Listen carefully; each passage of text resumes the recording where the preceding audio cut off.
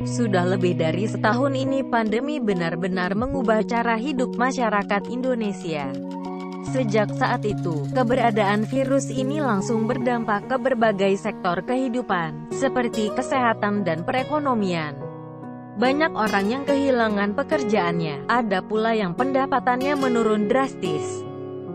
Padahal, beragam kebijakan yang diambil pemerintah untuk mengatasi pandemi, mulai dari pembatasan kegiatan hingga kewajiban memakai masker.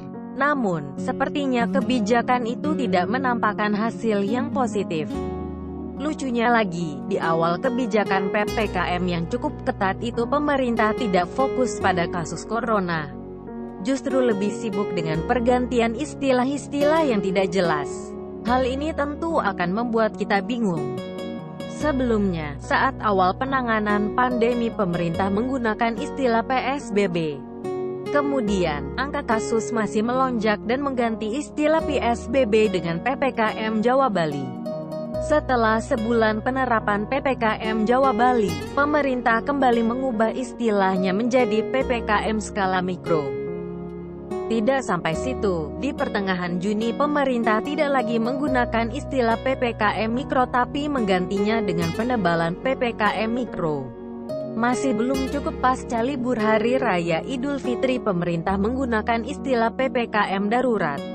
Hingga sampai saat ini, masih mengalami perubahan istilah. Kita memakai istilah baru yakni PPKM level 3-4. Perubahan istilah pembatasan masyarakat untuk menekan pandemi tidak sama sekali menyentuh masalah dan tidak mengubah mindset serta perilaku masyarakat. Jadi percuma saja. Sudah repot dengan istilah-istilah kebijakan pandemi, urusan bansos pun tidak beres.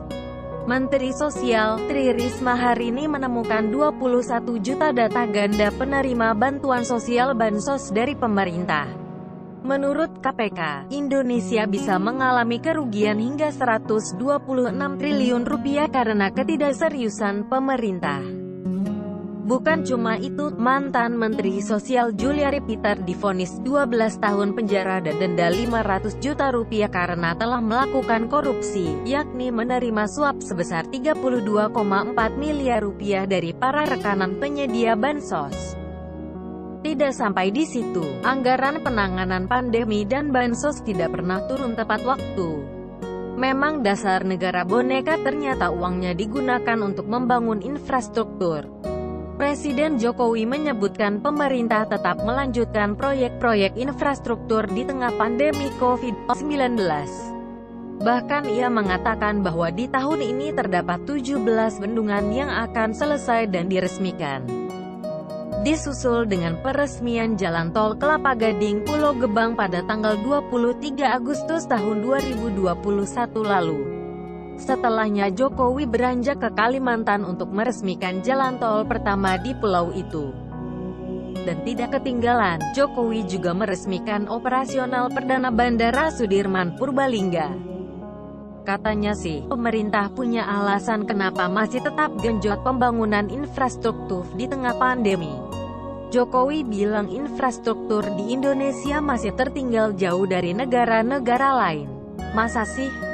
Berarti keselamatan masyarakat Indonesia tidak penting dibanding pembangunan infrastruktur yang tidak ada dampak ke pandemi. Lalu, Jokowi juga bilang karena infrastruktur tidak memadai bisa berimbas pada biaya logistik yang menjadi mahal. Padahal kalau dipikir-pikir, pembangunan infrastruktur bisa lancar kalau Jokowi lebih mendahulukan keselamatan warga Indonesia. Apa iya infrastruktur bisa berjalan sendiri tanpa campur tangan warga? Keputusan-keputusan yang diambil tidak masuk akal, seperti jadi akal-akalan saja.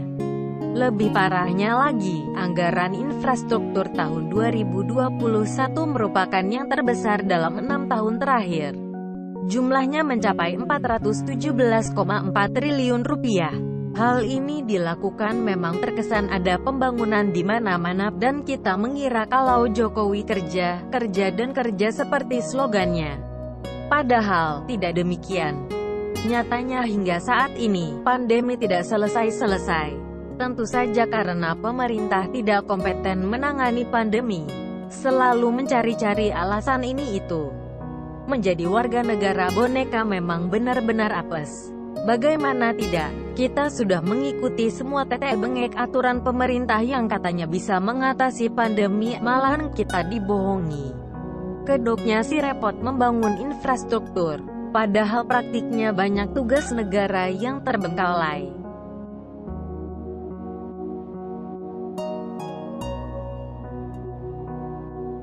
Selamat datang di negara boneka.